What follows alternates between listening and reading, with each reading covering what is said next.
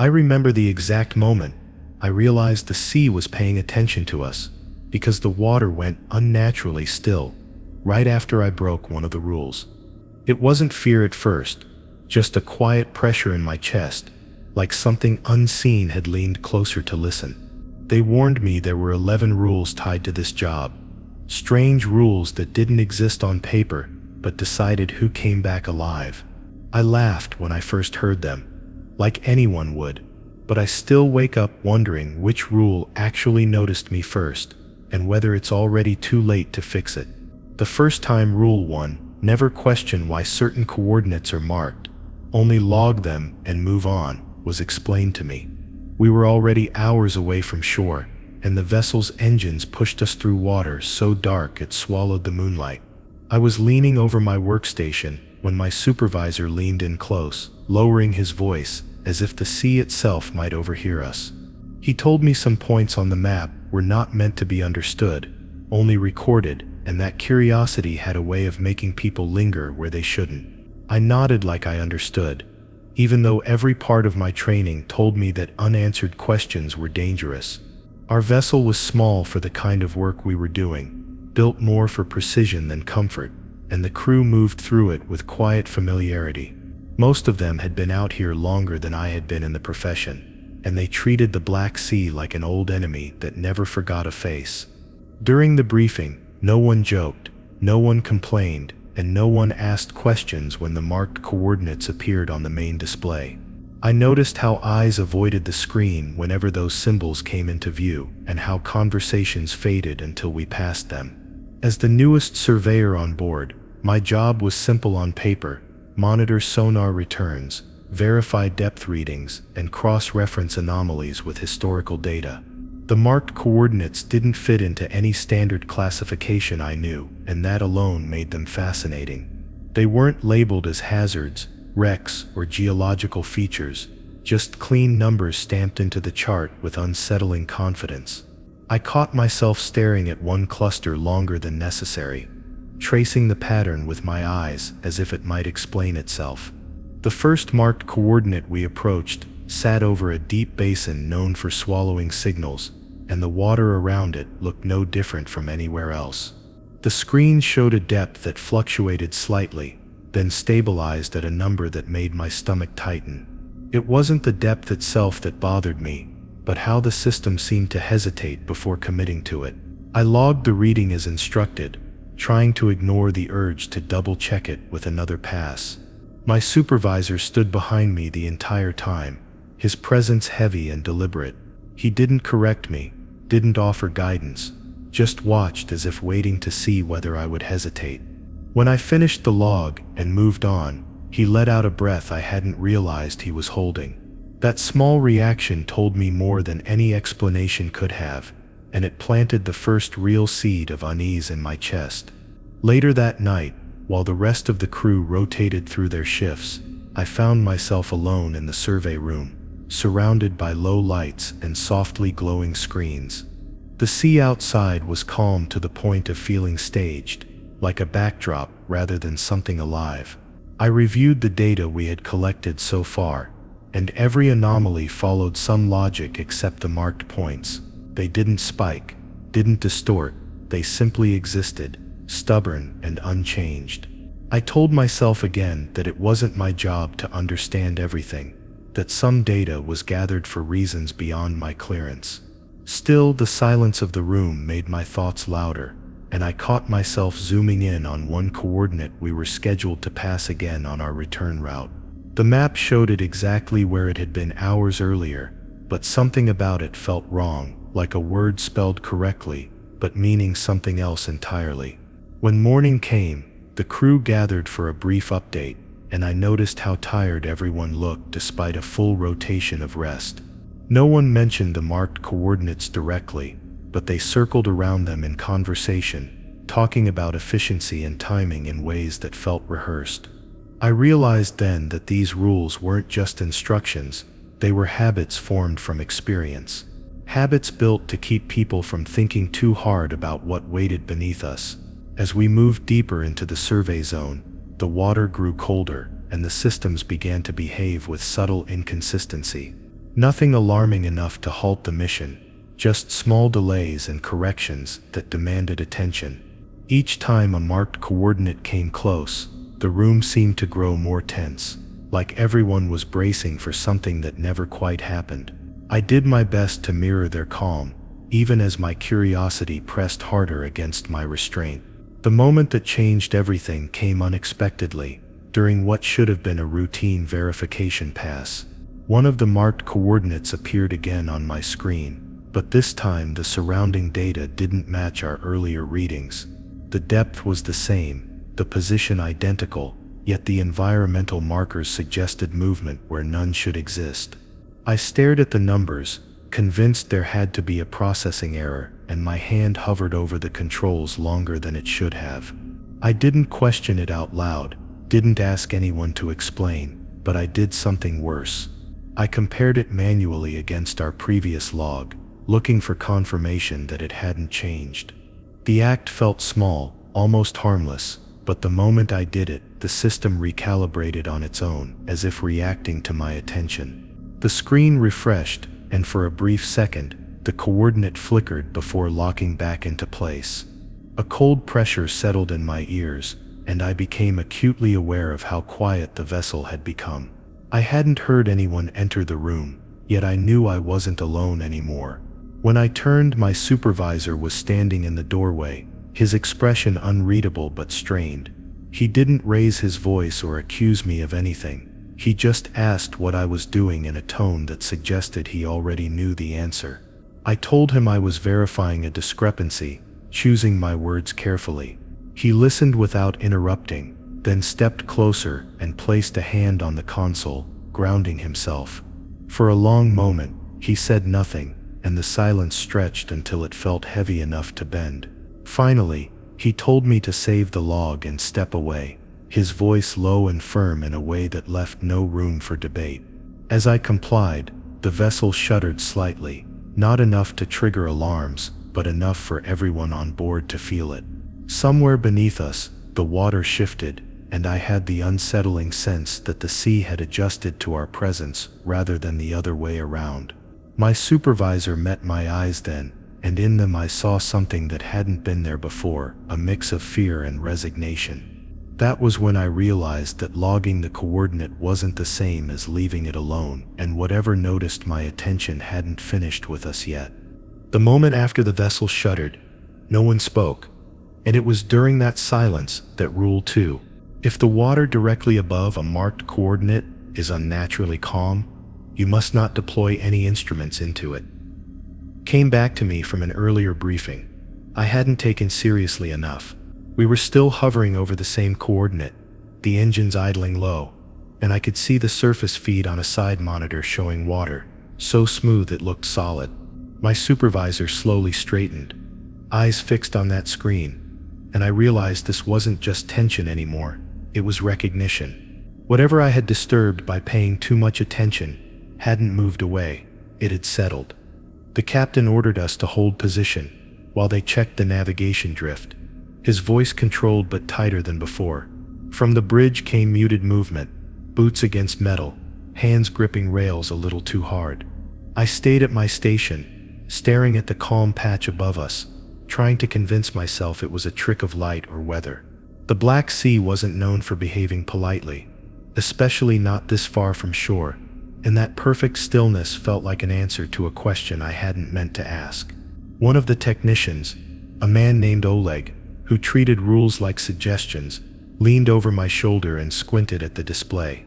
He muttered that the surface conditions were ideal for a quick probe drop, said it would help confirm whether the anomaly was mechanical or environmental. I didn't respond right away, because I could hear my supervisor's earlier warnings echoing in my head, layered with the uneasy feeling that the sea was listening again. Before I could stop him, Oleg had already reached for the intercom to make his case to the bridge. The captain hesitated, and that hesitation stretched too long. In that pause, the camera feed flickered slightly, not enough to break the image, but enough to make the calm water seem thicker, heavier. My supervisor shook his head slowly, a subtle motion meant only for me, but Oleg didn't notice. He was already smiling, confident in his logic, convinced that data would solve what fear had exaggerated. Permission was granted with conditions, and a small instrument package was prepared, lowered carefully toward the surface. I watched the readouts as the deployment arm extended, each movement deliberate, cautious. The water didn't ripple when the instrument touched it, didn't react the way water always does.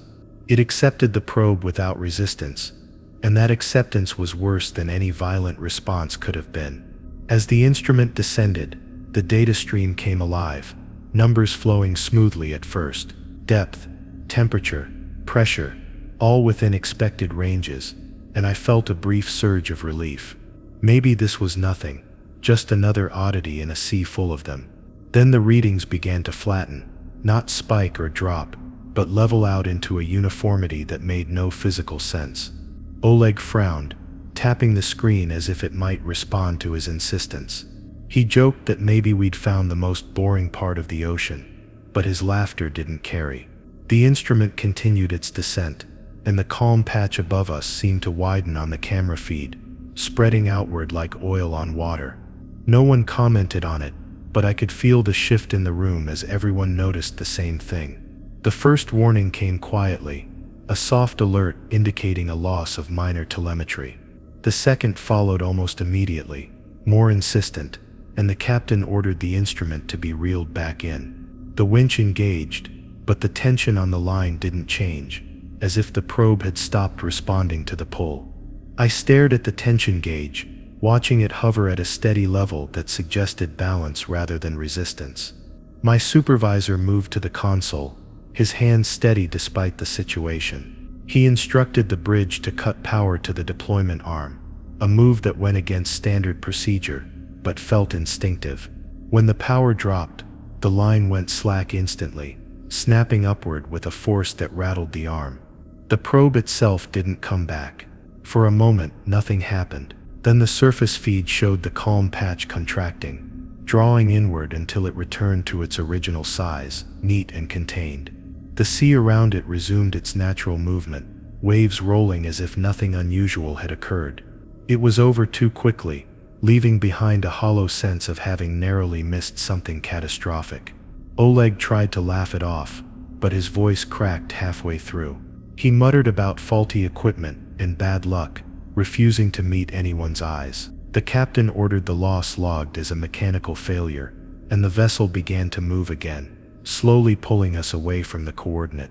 I watched the calm patch recede from view, a knot tightening in my stomach as it disappeared beneath the hull. Later in the narrow corridor outside the survey room, my supervisor stopped me. He didn't raise his voice or scold me. He just asked whether I had noticed how the water behaved when the probe entered it. I told him the truth, that it hadn't behaved like water at all. He nodded once, as if confirming something he already knew, and told me that calm like that wasn't absence, it was attention. As the hours passed, the vessel settled into an uneasy routine. Systems were checked and rechecked. Conversations kept deliberately shallow. No one mentioned the lost probe directly, but its absence hung over us like a missing person. I reviewed the data we'd managed to collect before the signal flattened, and found that the timestamps didn't align correctly, as if time itself had slipped slightly during the descent. When night fell, the sea outside looked darker than before, swallowing the faint reflections of our lights. I couldn't shake the feeling that something had learned from our mistake, that the calm wasn't just a condition but a signal.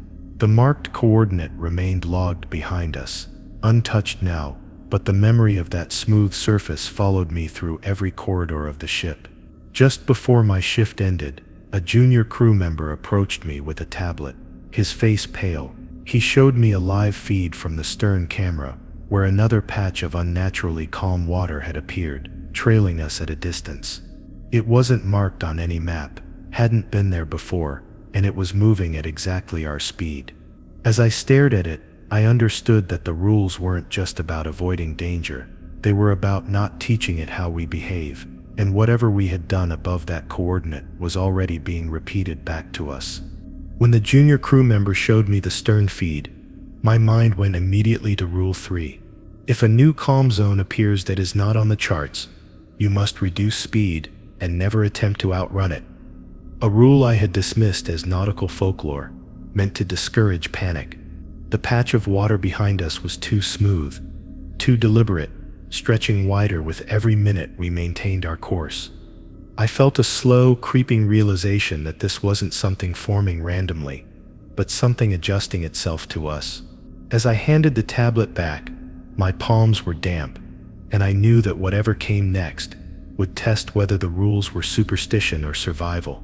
I brought the feed to the bridge without speaking, letting the image explain itself. The captain leaned forward, studying the calm zone with narrowed eyes, and for a moment I thought he might order us to increase speed, just to put distance between us and it. Instead, he glanced at the navigation officer, then at my supervisor, who gave a subtle nod.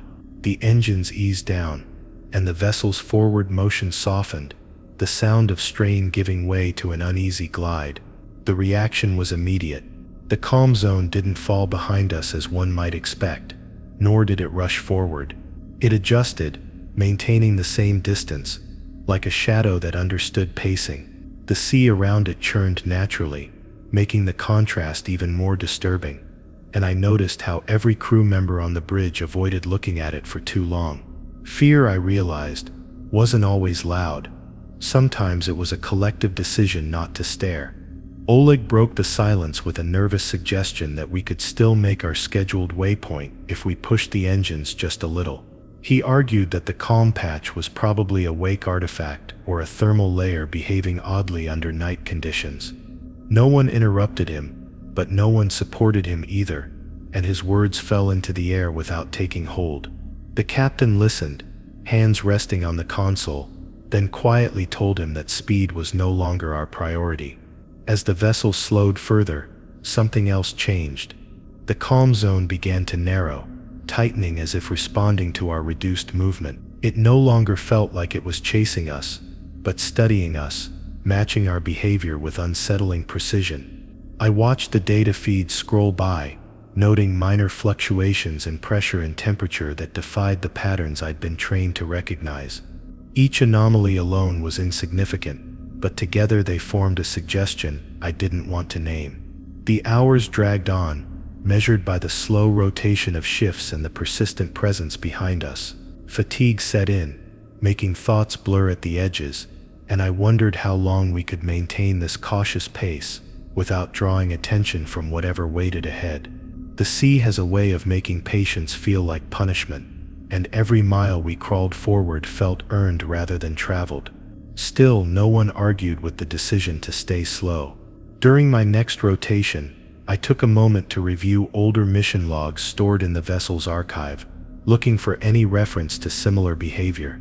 The entries were sparse, deliberately vague, but a pattern emerged in the margins and omissions. Missions that mentioned uncharted calm zones often ended abruptly, their final notes focusing on procedural compliance rather than outcomes. It was as if the important details had been intentionally removed, leaving behind only the warning to obey. I shared what I found with my supervisor, keeping my voice low as we stood near the equipment lockers. He listened carefully, then told me that some experiences weren't written down because writing them gave them weight. He said the rules existed so that people didn't have to describe what happened when they were ignored. His eyes drifted toward the nearest porthole, where darkness pressed close against the glass. As dawn approached, the calm zone shifted slightly closer, closing the distance by a few meters without warning. No alarms sounded, no systems reacted, but every person on board felt it. The captain ordered another reduction in speed, and once again the patch responded, settling into a new equilibrium. It was no longer behind us in the traditional sense. It felt connected, tethered to our movement in a way that defied logic. Oleg grew restless as the hours passed, pacing the narrow corridors and muttering about schedules and fuel consumption. He cornered me near the galley, insisting that we were letting fear dictate operations.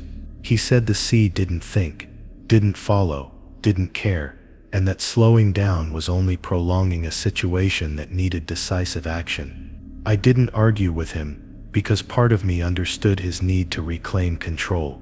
When he took his concerns back to the bridge, I stayed behind, staring at the floor as if it might offer answers.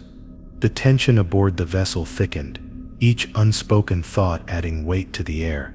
I knew that rules like this were hardest to follow when nothing visibly threatened you, when danger was implied rather than present. That was when impatience became the most dangerous force on board. The decision came suddenly, without ceremony. The engine surged as Oleg's argument found traction with one of the senior officers, and the vessel lurched forward, picking up speed. My heart dropped as I felt the change beneath my feet, and I rushed toward the bridge just in time to see the stern feed react. The calm zone didn't lag or stretch. It compressed, drawing closer with alarming speed. Shouts filled the bridge as the captain ordered an immediate return to reduced speed. The engines protested, systems adjusting under the strain, and for a terrifying moment the calm patch seemed to swell, its edges blurring into the surrounding sea. The vessel shuddered, not violently, but with a firmness that suggested resistance rather than turbulence. It felt like pushing against something that pushed back. When the speed dropped again, the calm zone stabilized, hovering closer than before, almost brushing our wake. The silence that followed was heavy with understanding. No one spoke, but the lesson was clear in every shaken glance and tightened jaw. The sea hadn't punished us outright, but it had corrected us, reinforcing a boundary we had tested too carelessly. Oleg didn't say another word for the rest of the day. He avoided the stern cameras, avoided eye contact, retreating into himself as if shrinking might undo what had happened. The captain logged the incident without commentary, his hands steady but his face drawn. I realized then that the rules weren't about control, they were about negotiation, about acknowledging something that existed alongside us whether we believed in it or not. As night fell again, the calm zone remained, closer now, its presence undeniable. I lay awake in my bunk, listening to the muted hum of the engines and the distant movement of water against the hull. My thoughts circled the same question over and over, not why the sea was doing this, but how many times it would tolerate our mistakes. Somewhere behind us, the water stayed smooth and patient, and I knew that whatever came next would demand more than obedience. It would demand understanding we didn't yet have. The calm zone had crept so close that night that I could feel it without seeing it, and it was then that Rule 4.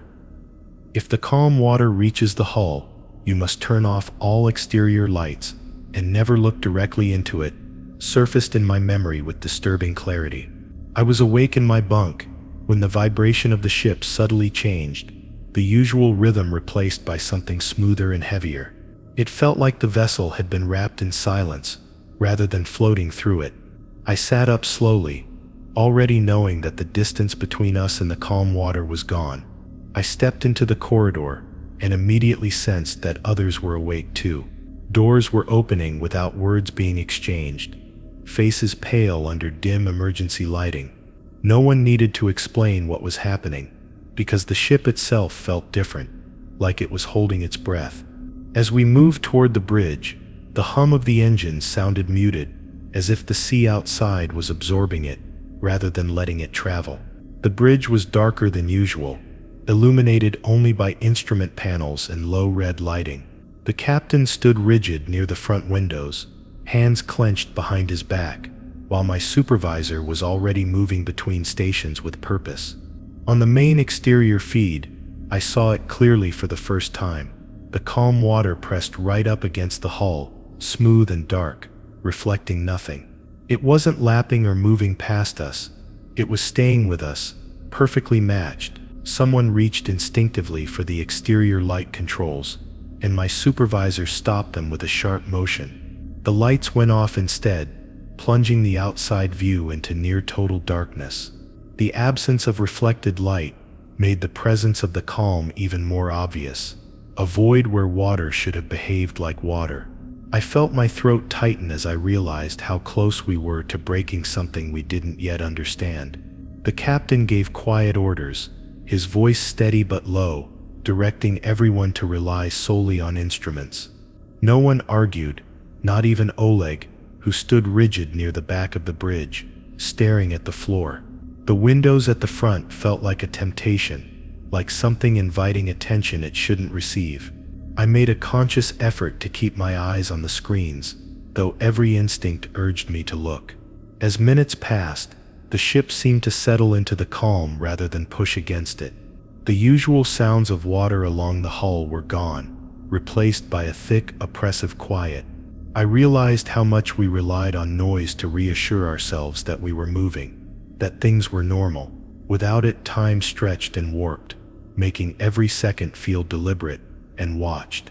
One of the navigation officers whispered that the pressure readings were fluctuating, not dramatically, but rhythmically. The pattern wasn't mechanical, and it didn't match any known environmental cycle. My supervisor listened without reacting, simply nodding once, as if this confirmed a suspicion he'd carried for years. No one asked him to explain, because explanation felt dangerous. I caught my reflection faintly in one of the darkened windows and quickly looked away. The rule about not looking directly into the calm water wasn't about superstition, I realized. It was about attention. The sense that something waited just beyond sight grew stronger the longer we remained enveloped. It felt less like being surrounded and more like being held in place. The engines maintained minimal output, just enough to keep us stable. Any sudden movement felt unwise, like struggling in deep mud. I noticed that the compass heading wavered slightly, correcting itself over and over, as if unsure which direction still mattered. The sea outside had stopped offering reference points, leaving us to navigate by faith and instruments alone. Oleg shifted his weight, clearly uncomfortable, and muttered that he could still see faint outlines beyond the glass. My supervisor turned toward him instantly, his expression hard, and shook his head once. Oleg swallowed and fell silent, his earlier confidence nowhere to be found. In that moment, I understood that skepticism had limits out here, and we had reached them. The calm persisted, not intensifying but not receding either. Hours seemed to pass without measurable change, and fatigue set in, heavy and disorienting. The human mind isn't built for this kind of suspended tension, for waiting without progress. I fought the urge to blink slowly, afraid that even that small lapse might invite something closer. At one point, the ship gave a gentle shudder, not violent enough to alarm, but deliberate enough to be noticed. Every head lifted, every body went still. The instruments registered nothing unusual, no impact, no pressure spike, just a brief interruption in equilibrium. It felt like a reminder rather than an accident. The captain ordered a slow, careful adjustment in heading, not to escape, but to test. The ship responded, turning with agonizing slowness. The calm water stayed with us, maintaining contact, refusing to let go. It was no longer just following, it was accompanying us, and that realization settled deep in my chest. I felt a strange pull toward the windows again, a sense that if I looked, I might finally understand what we were dealing with. The darkness beyond the glass seemed thicker than before, layered rather than empty. I tightened my grip on the console in front of me, anchoring myself to something solid and human. Understanding, I realized, wasn't always the same as survival. Eventually, without warning, the pressure eased. The familiar sound of water moving along the hull returned in cautious whispers. The calm receded just enough to break contact, retreating into the darkness like it had never been there at all. No one spoke as the ship seemed to exhale collectively. The exterior lights remained off for a long time after, no one willing to be the first to break that boundary. When they finally came back on, the sea looked ordinary again, restless and alive, but the memory of that smooth, unresponsive surface lingered etched into my thoughts. I knew then that proximity changed things, that once the calm touched us, it learned something new, and it wouldn't forget it.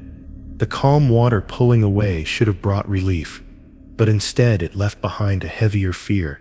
And it was then that Rule 5, if any marked coordinate appears to shift position, you must assume it is already noticed. You returned to me with a clarity that made my stomach drop. I was back at my station, reviewing the navigation logs from the last few hours, trying to convince myself that what we experienced had ended. The vessel felt normal again on the surface, engines steady, systems responding as expected. Yet beneath that normality was the unsettling sense that something had changed its relationship with us. I began comparing the most recent positional data with the original charts, a task I had performed dozens of times before without incident.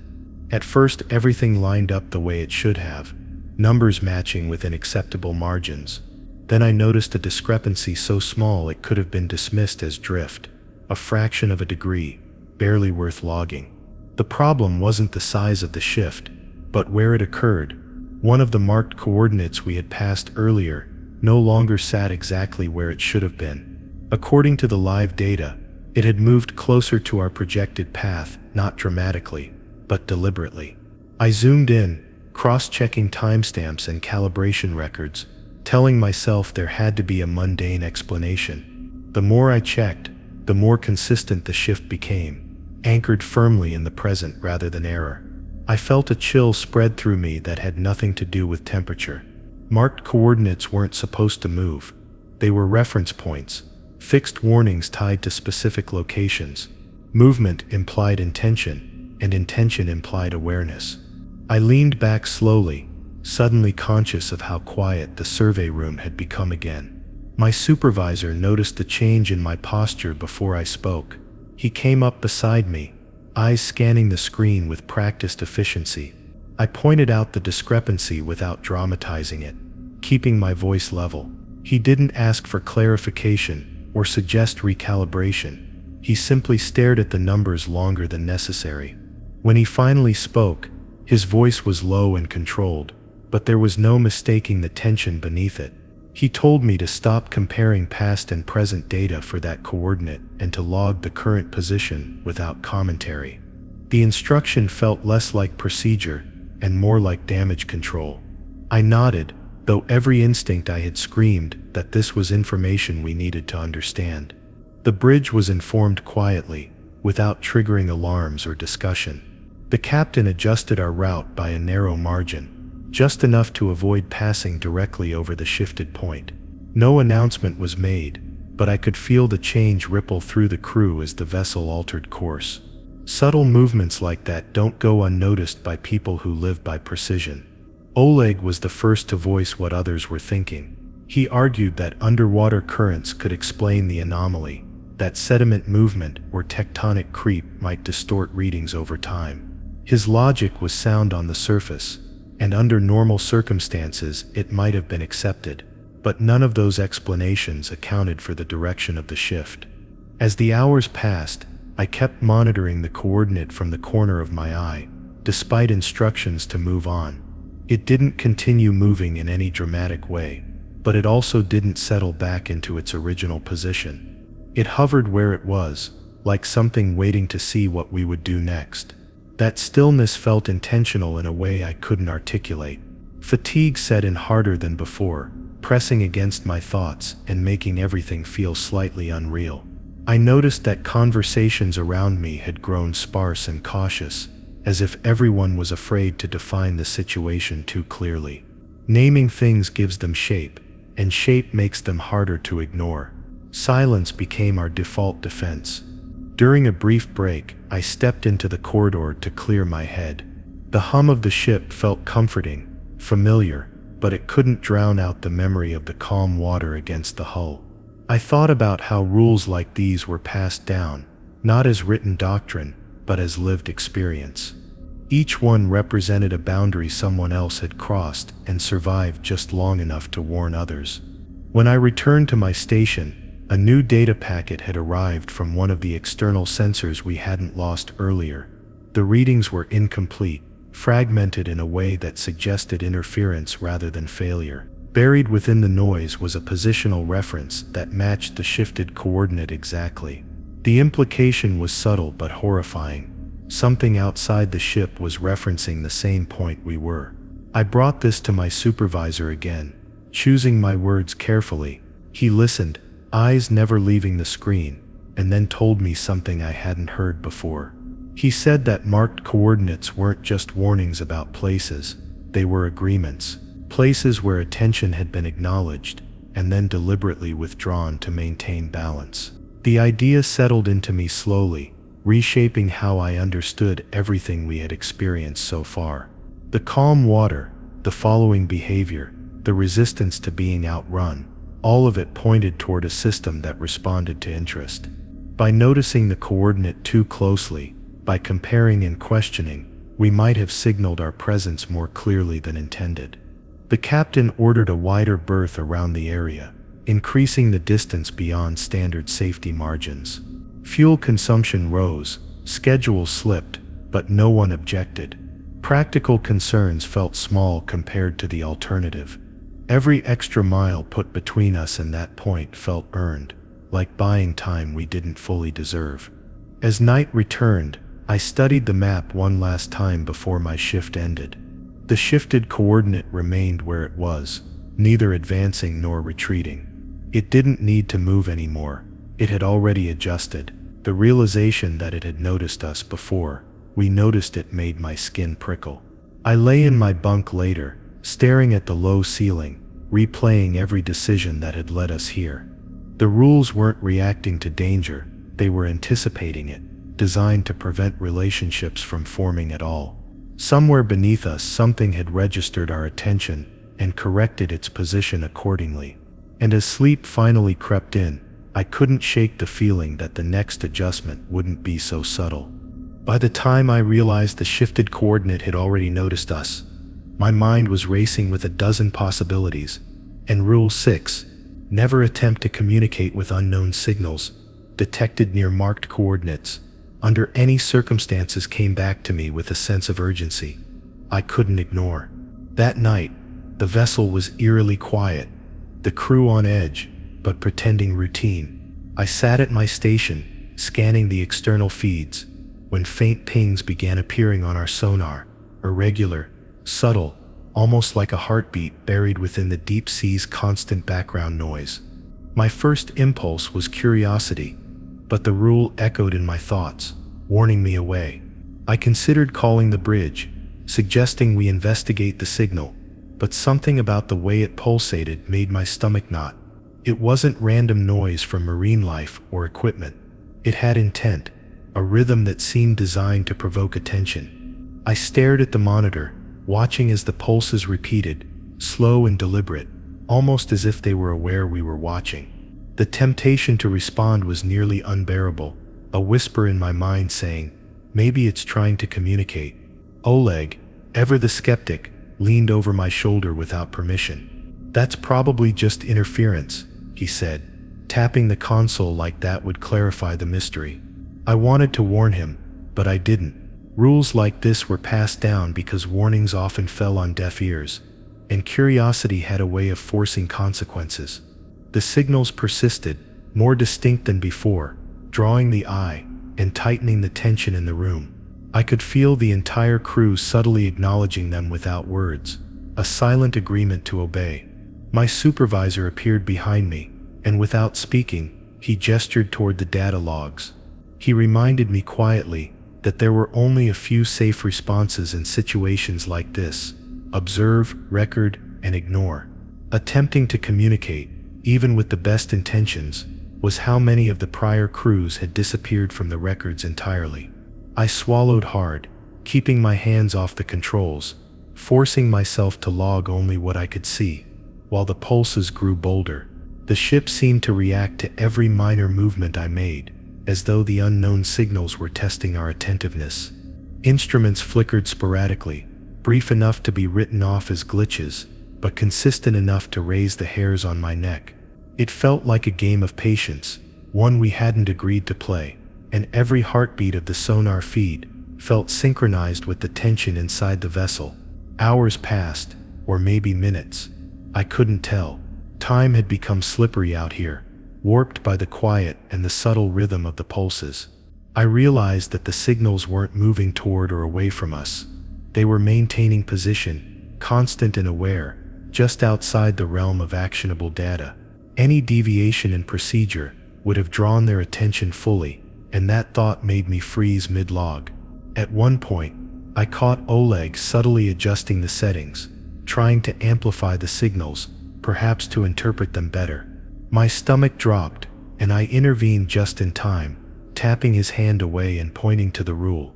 He looked frustrated, muttering that we were being paranoid, but the tension on his face betrayed him. Even he sensed the danger of interference, though he refused to name it. The captain called an immediate status check, and everyone moved mechanically to their stations. There was no discussion, no questions, just disciplined observation. The unknown pulses continued in silence, but they no longer felt neutral. Every time one flickered on the screen, I felt a presence, an awareness that weighed heavier than the darkness outside. The rule was alive in its warning now. It wasn't merely guidance, it was the line between control and chaos. I caught myself wondering how many previous surveyors had seen these signals and chosen to respond. I imagined the vessel logs, half complete, the crew missing, instruments left running to record what no one survived to explain. The room felt smaller, the air thicker, and I realized the rules were as much about protecting the mind as they were about protecting the body. Curiosity here was a liability. Then came the subtle shift. The pulses on the sonar changed pattern, more rapid now, but not threatening in a conventional sense. It was like a pattern emerging, something trying to be recognized rather than engaged with. My hand twitched toward the controls, an instinct to react, but I restrained myself. I remembered the rule and the countless tales of those who didn't, and I stayed still, holding my breath. Oleg avoided me after that, keeping silent and muttering under his breath. The signals maintained their rhythm, a constant reminder of the presence just beyond our comprehension. Even though the exterior cameras showed only darkness, and the surface remained unchanged, the vessel vibrated subtly, almost imperceptibly, in tune with the pulses. We were not alone.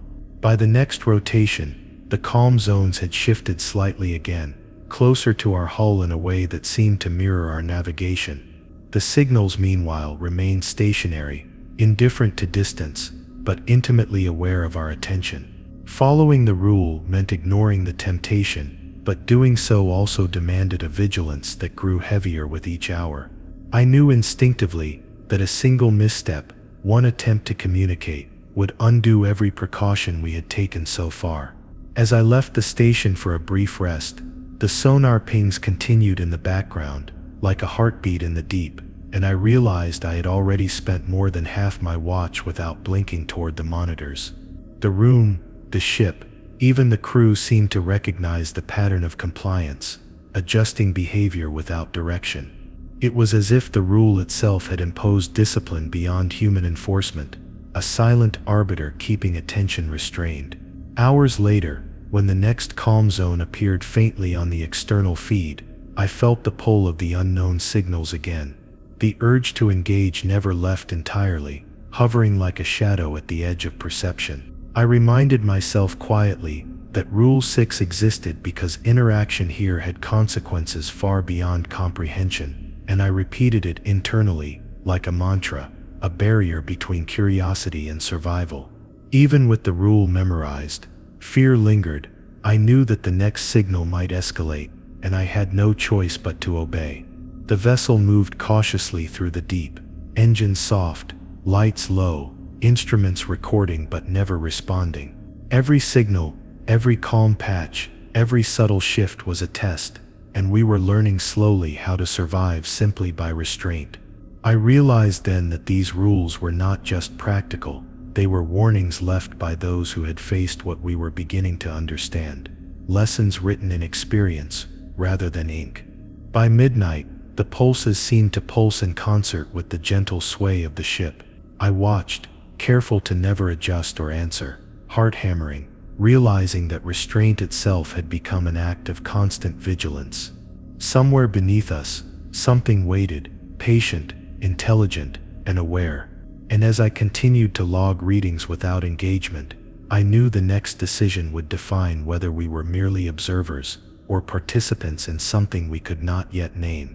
By the time the pulses had settled into a persistent rhythm, I understood the delicate balance we were forced to maintain. And Rule 7, Always maintain a visual on at least 2 fixed instruments.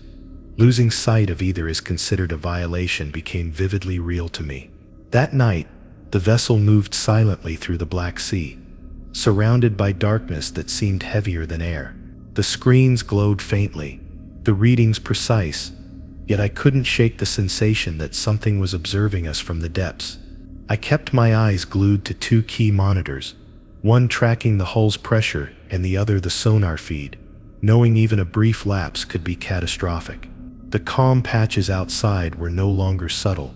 They crept along the hull's edges like a living sheet, moving in tandem with the vessel's motion. Each time I glanced away for even a second, my stomach tightened, imagining the consequences. My supervisor walked past silently, his eyes assessing the bridge, occasionally pausing to check the same instruments I did. The crew had adapted into a synchronized rhythm, every hand, every glance, reinforcing adherence to the rules without vocal acknowledgement. Oleg, now subdued, hovered near the secondary station, his gaze darting between the exterior cameras and the instrument panels. He muttered under his breath about redundancies and overcautiousness, yet even he did not lose sight of his assigned screens. There was no choice. The rules were no longer theoretical, they dictated survival. I could feel the tension radiating through the room, as the calm zone beyond our hull stretched and compressed, as if testing our obedience. I realized that these instruments were our lifeline, our only reliable connection to the sea beyond. Outside the vessel, the water seemed to hold a consciousness, reacting to attention and inattention alike.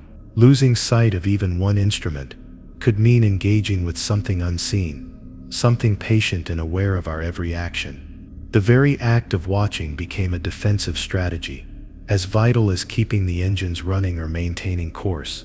Minutes stretched into hours, every flicker on the screen sending jolts through my body. The sonar feed displayed the faintest ripple of activity at the edge of the calm zone, while the pressure gauge reflected subtle adjustments in water density along the hull. Each indicator told a story of hidden movement, of unseen forces interacting with us indirectly. I dared not divert my gaze even for a moment to glance at another readout. The bridge grew tense in a rhythm, dictated by silence and observation. Conversations had nearly ceased, replaced by subtle gestures and nods, each crew member committed to their visual responsibility. Even the captain maintained his focus on 2 fixed instruments, eyes sharp, hands steady. No one questioned why. The lesson had already been internalized. Compliance had become instinctive, reinforced by fear, and by the knowledge that deviation could be fatal. A shift in the calm patch beyond the hull prompted the first real test. One of the monitors displayed a slight drop in sonar resolution, as if the water itself was absorbing signals. The other monitor, tracking pressure, showed nothing unusual. I held my breath, moving my eyes quickly between the 2, ensuring constant observation. I felt as though the calm water outside was measuring my attention, responding to the flicker of uncertainty in my gaze. The subtle pulse of the unknown signals from earlier persisted faintly in the background, almost inaudible on the sonar overlay, but impossible to ignore entirely. It was a ghost rhythm I had learned to monitor alongside the other instruments, knowing that it too demanded attention. Every blink, every moment of distraction could draw consequences we were not yet equipped to survive. The rule had become a mental and physical discipline, binding the crew together in silent agreement. At one point, Oleg's hand twitched, reaching toward a camera screen to interpret the calm zone's movements, and I caught him just in time. The brief lapse might have gone unnoticed by anyone else, but in the heavy stillness of the bridge, even a second of distraction carried weight. My supervisor's eyes met mine, a silent acknowledgement of the near violation. No words were necessary. The rule had been broken and corrected instantly. Later, as the vessel glided into deeper waters, the instruments flickered momentarily, minor electronic anomalies that caused my heart to skip. Maintaining visual contact became harder, eyes straining under low light, and the mental weight of constant vigilance. Each instrument was a tether to reality, a connection to the vessel, and a lifeline against whatever intelligence waited just beyond the hull. The calm patches outside seemed almost to pulse in time with our attention, expanding and contracting like a breathing entity. By midnight, exhaustion threatened to undo our discipline. The crew rotated slowly, but even brief moments of distraction felt critical.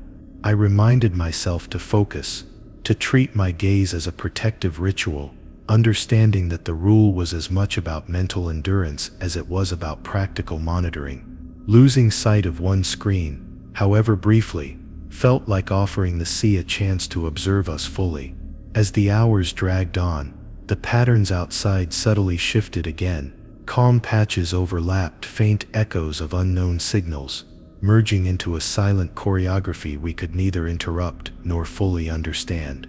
The weight of compliance pressed down, demanding attention, vigilance, and precision. I realized that Rule 7 was more than instruction. It was a constant negotiation with forces that existed beyond explanation. Even as the vessel moved forward, maintaining course and speed carefully, I sensed that the next challenge would test not only our adherence to the instruments, but also the very limits of concentration. The calm water seemed poised, waiting, and I knew instinctively that any lapse in observation could invite consequences we could never anticipate. Every second became an exercise in controlled awareness, a delicate balance between seeing and surviving. By the time the crew had adapted to the discipline demanded by constant observation, I became acutely aware of subtle noises echoing from the depths. And Rule 8: never investigate strange sounds coming from below the hull, no matter how faint or familiar they seem, surged into my consciousness like a warning. I had heard them first as whispers in the metal, vibrations that hummed through the floor and resonated in the walls, soft enough to be dismissed, but persistent enough to set my teeth on edge. It was tempting to lean over the monitors, adjust sonar settings, or check the lower hull cameras, but the rule forbade it, and the memory of prior incidents kept me rigid with caution. The sounds were impossible to pinpoint. Sometimes they were rhythmic, almost musical, other times chaotic, a mixture of groans and clicks that suggested movement or breathing far below. I watched Oleg, who had grown restless in silence, press his ear against the hull once, muttering that it was probably just the ship settling. My supervisor shook his head subtly, warning me without words that even acknowledging the sound could have consequences. The weight of the rule pressed down like a physical force, urging restraint. Hours passed with the noises ebbing and swelling, never steady, never predictable. The calm patches outside, the pulses from earlier, and now these deep vibrations all seemed coordinated, as if responding to our attention or to any hint of curiosity. Every instinct screamed to investigate, to understand, to see the source, but I resisted. Looking into the hull, even metaphorically, would be crossing a line that previous crews had paid for dearly. The captain remained calm but alert, issuing minimal updates, leaving decisions about sonar adjustments and hull readings to my supervisor and me. The unknown presence below seemed to sense our restraint, or perhaps our fear, shifting in subtle ways that instruments could not fully capture. Occasionally, a vibration would pulse through the deck with enough intensity to startle me, and I felt the pull to follow it into the lower compartments. But each time the rule reminded me to stay grounded, to resist the urge to chase the sound. Oleg's skepticism began to waver. He muttered about currents or marine life, rationalizing the phenomenon, yet even he avoided the hull cameras and refrained from using the lower sonar. The fear was infectious, subtle but insistent, binding us to compliance. I realized that the rule's purpose wasn't just to prevent investigation, it was to condition patience, caution, and observation without engagement. At one point, a longer vibration coursed through the hull, resonating like a pulse beneath our feet. The lights on the bridge flickered slightly, though the electrical systems reported no fault. Everyone froze instinctively, eyes flicking between monitors, measuring the pulse but never tracing its origin. The moment stretched impossibly, the sound lingering in memory longer than in reality. It felt alive, deliberate, aware of our attention, yet we did nothing, honoring the rule. Even as fatigue weighed heavily on all of us, the noises continued in irregular intervals. My mind tried to interpret them, to assign patterns, but doing so risked the very danger the rule intended to prevent. I found myself speaking softly to myself, repeating the instructions as though the words could shield me. Never investigate, never engage, simply observe. Compliance became a mental mantra, protecting both body and mind. The calm water patches outside seemed to pulse in sync with these deep vibrations, an interplay I could feel in my chest more than see on the monitors. I sensed that the ship was part of a larger system, a fragile equilibrium maintained through avoidance and discipline. Rule 8 wasn't arbitrary. It was the difference between being noticed and remaining a silent observer. Oleg almost broke the rule during a lull, his curiosity peaking as he leaned toward the lower sonar feed, fingers hovering over controls. I caught his sleeve lightly, reminding him with a silent gesture that some boundaries were not to be tested. He froze, and for a moment I could see the conflict in his expression, logic and disbelief grappling with fear and obedience. He withdrew, and silence reclaimed the bridge. The hours turned toward midnight again, shadows stretching across the cabin, screens casting dim glows, the hull vibrating faintly beneath our feet. Each time the strange sounds pulsed, I reminded myself, never investigate. My supervisor's eyes met mine, a brief acknowledgement that he was aware of the same pulses, of the same temptations, and that we were united in restraint. I realized then that the rule extended beyond personal safety. It was a collective survival mechanism, an unspoken understanding.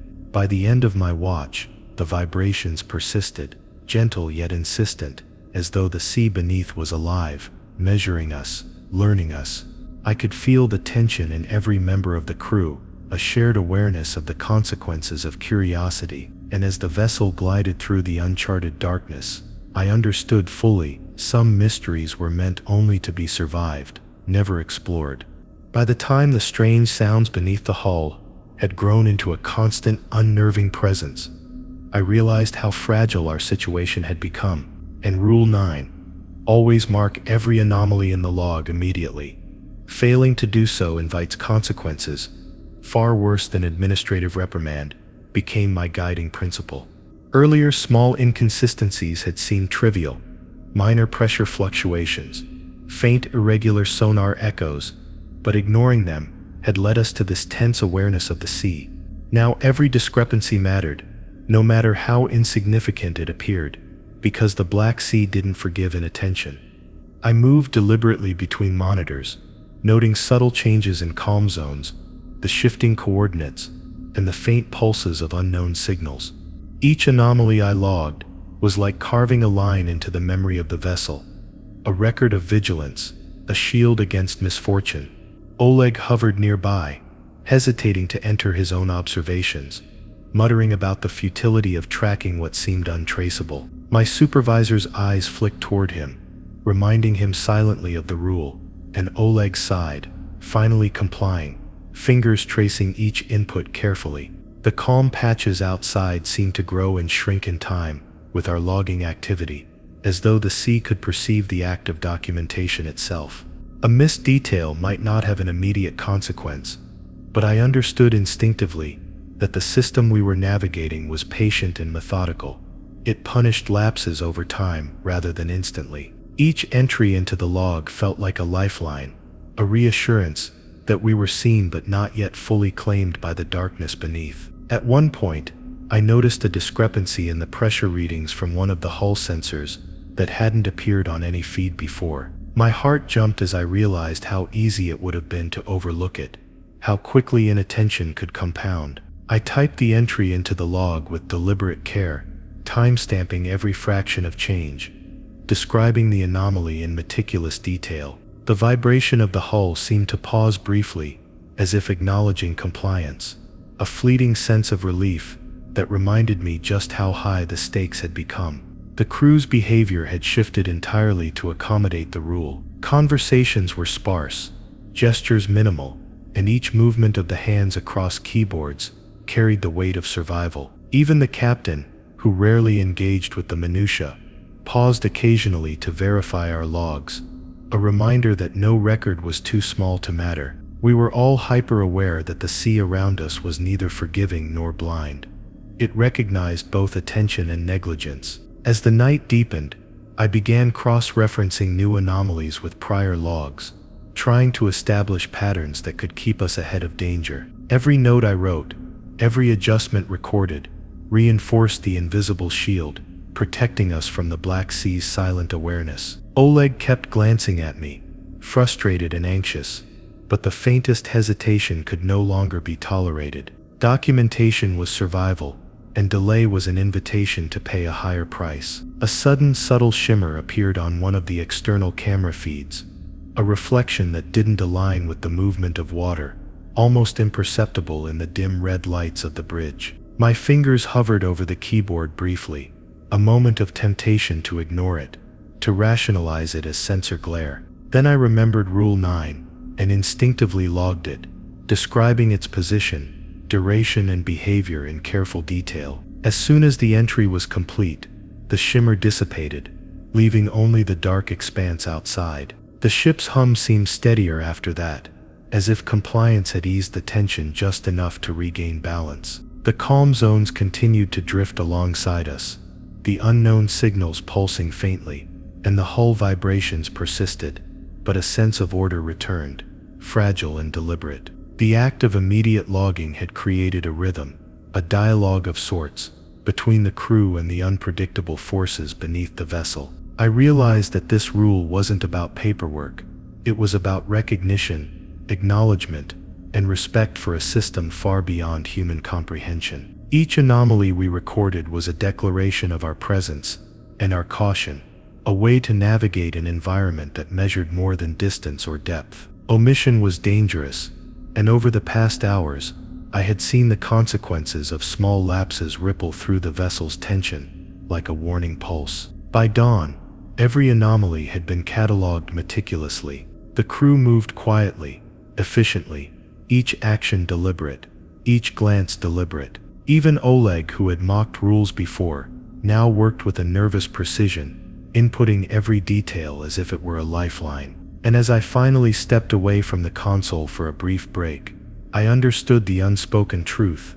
In this place, attention was armor, and failure to record was a breach that might not be forgiven. The calm water outside shimmered faintly under the first light, no longer overtly threatening, but undeniably aware. Every entry, every log, every careful observation had granted us a temporary reprieve, a chance to endure a little longer. But I knew that the sea would not remain passive forever, and that one missed detail, or one delayed log, could shift the balance irreversibly. The tension lingered, a reminder that survival depended as much on precision and vigilance as on courage.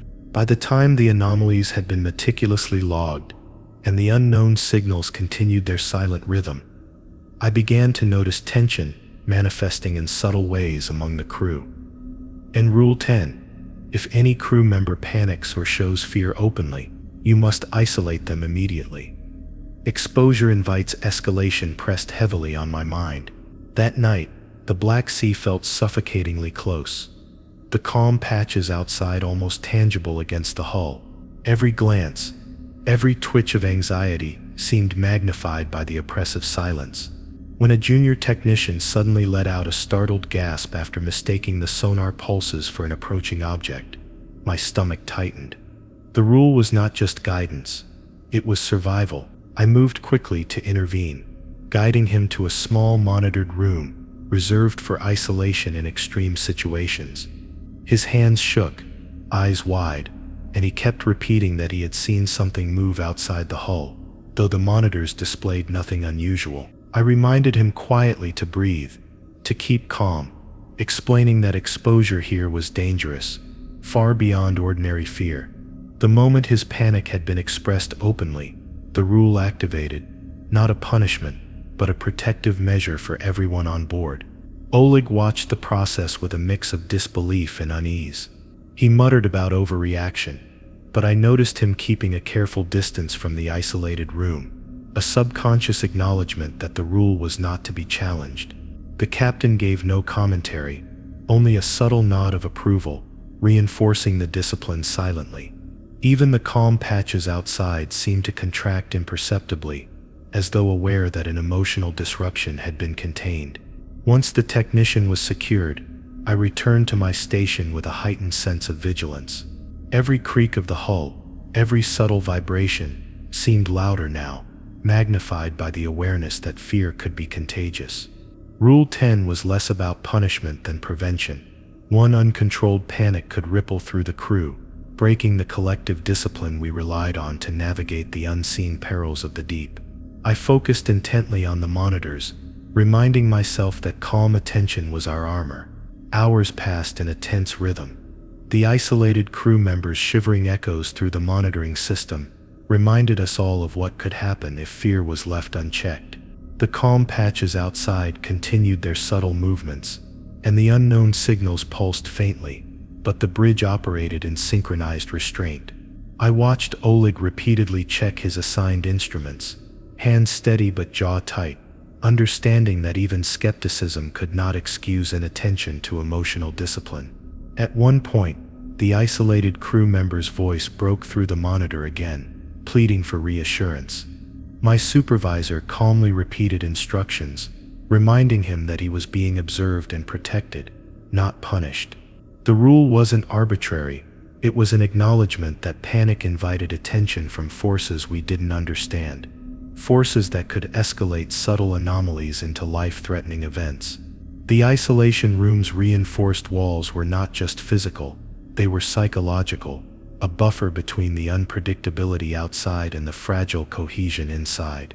Even I felt the strain of maintaining composure. The longer the crew worked under the oppressive quiet and unpredictable movements of the calm water, the more tempting it became to react emotionally. Every heartbeat seemed amplified, every minor flicker in the sonar feed a potential trigger. The rule reminded us constantly that our survival relied as much on emotional control as on procedural accuracy. The isolated crew member eventually calmed enough to record a brief log, detailing what he had perceived and his reactions. This act of controlled acknowledgement allowed him to remain under supervision without creating contagion of panic. I realized that Rule 10 wasn't merely about punishment, it was a preventive mechanism designed to protect both the individual and the group. Compliance required vigilance, patience, and a constant awareness of the emotional climate aboard the vessel. As the night wore on, the bridge settled into a tense routine again. Each crew member's posture, movements, and even breathing were subtly coordinated, a silent acknowledgement of the stakes involved. The calm patches outside and the faint sonar signals continued their inscrutable dance, but our ability to navigate them depended entirely on collective composure. Any lapse in emotional control could have been catastrophic. By dawn, the technician had been reintegrated into the crew under strict supervision. We all understood the unspoken rule: panic invites escalation, exposure is dangerous, and discipline is survival. I sat at my station observing both instruments and colleagues, noting every tremor and pulse in measured attention. The sea around us remained calm, deceptively so, but the awareness of Rule 10 lingered like a shadow, a constant reminder that fear, left unchecked, could be far deadlier than any physical hazard.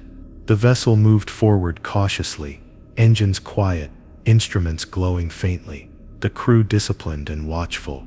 The calm water outside seemed to acknowledge our control, adjusting subtly without threatening directly. Yet in the pit of my stomach, I knew that at any moment, a single misstep, a single overt panic, could unravel the fragile balance we had maintained. Rule 10 had become more than instruction, it had become the very framework keeping us alive in the Black Sea's silent depths. By the time we approached the final marked coordinate, a sense of dread had settled over the vessel like a living fog. And Rule 11, when reaching the final marked coordinate, never disembark or send equipment outside. The last rule is the one nobody survives weighed on me, heavier than all the others combined. The calm patches outside pressed against the hull with a confidence that felt almost sentient, and the unknown signals from earlier pulsed faintly, as though acknowledging our proximity to the ultimate point. Every instrument flickered with minor anomalies, each a subtle warning that the final rule was not just guidance. It was a boundary we could not cross without consequence. The bridge was tense beyond previous measures. Oleg's usual skepticism had vanished entirely, replaced by a frozen vigilance. The captain remained quiet, his eyes scanning instruments like a predator gauging risk, while my supervisor moved methodically between stations, ensuring that every reading, every detail, and every log entry was perfect. Even minor deviations in the external sensors prompted immediate attention, the crew working in synchrony with a precision born of fear. We all understood instinctively that disobedience now would be fatal. As we drifted closer, the water outside darkened unnaturally, the calm zone stretching wider, smoother, deeper, like liquid glass. The final coordinate loomed on the screens, an unremarkable dot on the map that carried a weight beyond comprehension. The prior rules, the calm zone management, the shifted coordinates, the unknown signals, the hull vibrations, the isolated panic, and meticulous logging, all led to this point. Each had been practiced for restraint, patience, and unwavering attention. But this was the ultimate test. I felt the pull of curiosity stronger than ever. There was a temptation to open the hatch, to deploy the submersible, to see what lay beneath the final mark. Every instinct screamed that understanding lay outside the vessel, that revelation awaited just beyond the hull. And yet, the words of Rule 11 echoed in my mind with deadly clarity. The last rule is the one nobody survives. The stark simplicity of it left no room for compromise, and I realized obedience now was the only path forward. Oleg, quietly pacing near the rear of the bridge, glanced toward the exit once or twice, his eyes betraying an unspoken struggle. He wanted to see, to verify, to prove that the warnings were merely superstition. My supervisor's gaze met mine, a subtle warning that even thoughtless engagement could trigger consequences far beyond imagination. I suppressed the urge to speak, to argue, knowing that silence and compliance were the safest options remaining. We hovered over the final coordinate for hours, maintaining exact position, engines whispering, lights low and instruments glowing faintly. The calm patches outside pulsed subtly, as though observing our patience, and the faint sonar signals that had persisted for days now throbbed in synchronized rhythm with our careful movements. The vessel itself seemed alive, attuned to our restraint, measuring every breath, every glance, every decision. During a brief rotation, I observed the external feeds cautiously. Shadows moved unnaturally along the hull, smooth undulations of black that did not correspond to water or equipment. I reminded myself again of Rule 11, noting that observation alone was permissible, engagement was fatal. My hands shook slightly, but I held fast, logging minor anomalies without attempting to investigate further. Restraint became survival. Oleg muttered quietly, unable to suppress curiosity entirely. He leaned toward the hatch controls, his fingers brushing the panel, and I caught him just in time. One touch, 1 second, and the warning embedded in Rule 11 would have triggered the consequences whispered across generations of crews. He recoiled instantly, a pale acknowledgement that instinct and fear could override even the strongest desire to defy logic.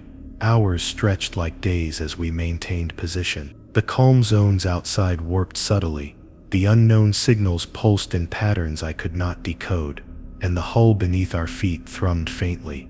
Every crew member adhered strictly to procedure, aware that deviation could mean complete eradication, that Rule 11 was a barrier we could not test. Even the captain refrained from giving commands beyond essential adjustments, knowing that action could provoke forces beyond our understanding. As night fell fully over the Black Sea, I stared at the final coordinate one last time. The vessel seemed to breathe in rhythm with the water outside, instruments flickering with minor anomalies yet remaining functional. Rule 11 had transformed from instruction to lived reality.